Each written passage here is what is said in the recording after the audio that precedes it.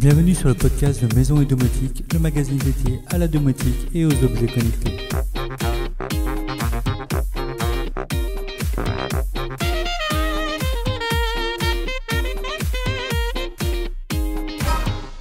Salut les amis!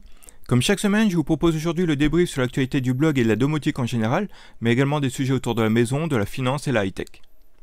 Cette semaine, je vous ai présenté deux produits particulièrement intéressants autour de l'énergie et du photovoltaïque. Le premier n'est pas tout à fait nouveau puisque je vous en avais déjà parlé il y a un peu plus d'un an, la solution Beam Energy. Il s'agit d'une solution basée sur des panneaux photovoltaïques qui se branchent directement dans une prise électrique pour venir réduire instantanément votre consommation électrique. C'est une solution qui m'avait totalement convaincu et que je viens renforcer cette année en lui ajoutant un kit d'extension Beam Energy de façon à passer de 300 watts crête à 600 watts crête. Étant donné la flambée des prix de l'énergie, je cherche en effet à optimiser ma consommation, mais également à produire ma propre électricité pour faire fondre la facture EDF. Je vous explique dans l'article l'installation et vous partage les premiers retours. Même si le temps n'est pas au beau fixe, l'hiver approchant, le fait de doubler la capacité de production a déjà quelques effets visibles. Et cette fois, je ne cherche plus seulement à gommer mon talon électrique, mais carrément à obtenir un surplus de production. L'autre produit présenté est la batterie EcoFlow Delta 2. Cette batterie permet de se charger en électricité pour la réutiliser où on souhaite.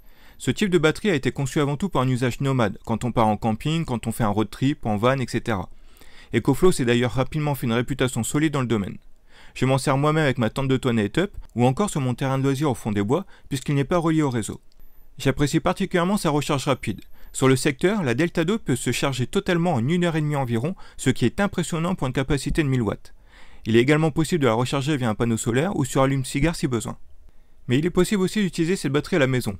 En effet, avec une puissance pouvant monter jusqu'à 2400 watts et avec 1000 watts d'autonomie, il est tout à fait possible d'alimenter la maison en cas de panne de courant par exemple. Testé d'ailleurs en conditions hier, suite à des coupures de courant à répétition qui auraient pu abîmer le matériel, j'ai switché toute la maison sur la batterie EcoFlow. J'ai d'ailleurs un article à venir sur l'installation d'un inverseur de source, un équipement qui s'installe dans le tableau électrique et qui permet en 2 secondes de passer l'alimentation de la maison du réseau public à une source d'énergie auxiliaire, comme un groupe électrogène ou une batterie EcoFlow par exemple. Enfin, je me sers également de cette batterie EcoFlow pour y stocker le surplus de ma production photovoltaïque la journée pour la réutiliser le soir. Là encore, je vous expliquerai cela plus en détail très bientôt. Mais à l'heure actuelle, ma surproduction solaire de la journée me permet de charger l'EcoFlow et de passer la maison sur l'EcoFlow la nuit. Du coup, je ne consomme plus d'électricité la nuit, ce qui me permet d'économiser encore sur la facture. Autre test présenté cette semaine, celui du Fido X. C'est un vélo électrique haut de gamme au design futuriste. Un cadre en alliage de magnésium qui le rend plus léger mais solide, des courbes épurées et des phares intégrés au cadre en font un vélo vraiment très beau et très compact une fois replié. Cerise sur le gâteau, il est homologué pour un usage en France sans aucun problème grâce à son moteur de 250 watts et sa vitesse limitée à 25 km/h. Il dispose toutefois de quelques originalités, comme la batterie dissimulée dans le tube de la selle, ce qui la rend complètement invisible, ou encore la présence d'un clavier à code pour démarrer le vélo, ce qui évite de devoir recourir à une clé. C'est un vélo électrique particulièrement adapté pour la ville, que ce soit pour la détente ou même aller travailler. Il faut tout de même compter un budget de 1500 €.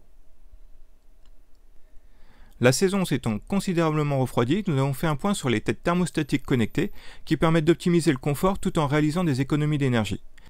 Quels sont les modèles existants, comment choisir un modèle adapté, quelles fonctions possibles. Si vous n'êtes pas équipé, c'est le moment ou jamais pour optimiser votre chauffage. Vous retrouverez tout le détail dans notre guide.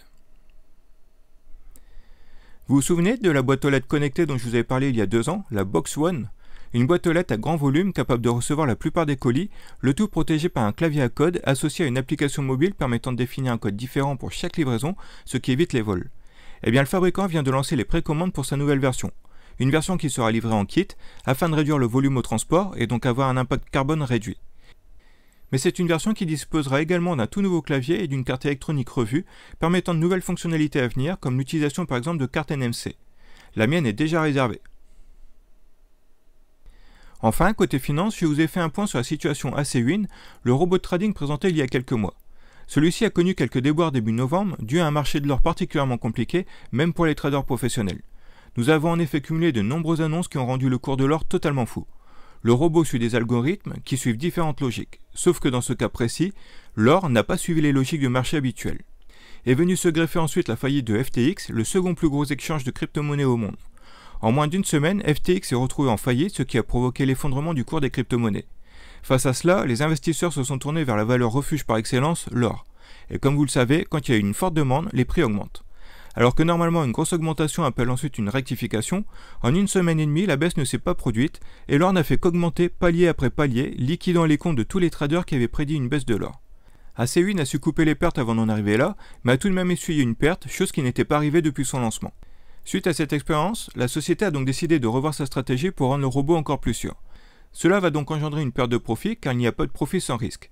Heureusement, cette baisse de profit est compensée par une baisse du prix de la licence AC8 qui passe de 89 à 49 €. Attention cependant, il faudra pour en profiter souscrire une nouvelle licence AC8 et annuler l'ancienne. Vous retrouverez tous les liens nécessaires dans l'article. Du côté de nos collègues, nous avons des articles très intéressants également. Tout d'abord, le nouveau podcast de Domoblog qui porte cette fois sur le chauffage et la maison connectée, un sujet d'actualité que je vous invite vivement à écouter. Domoblog nous annonce également sur son site le support de Matter par Nuki, ce qui est une excellente nouvelle. Nordomotique nous présente le test du détecteur d'ouverture Senso de Konix. Domotique 123 nous explique comment fonctionne Zigbee to MQTT. Technosep27 nous présente le détecteur de monoxyde de carbone Heyman sous JDOM. La Domotique pour tous a testé l'alarme Somfy Homekeeper Pro. À l'approche de Noël, on apprend sur IGN que Philips Hue sort sa guirlande connectée. D'ailleurs, concernant Philips Hue, le hub utilisé par la solution vient d'obtenir sa certification Matter. Et comme Matter est le grand sujet du moment, Aqara en a profité pour dévoiler sa feuille de route pour cette transition. Pour finir, les bons plans du moment.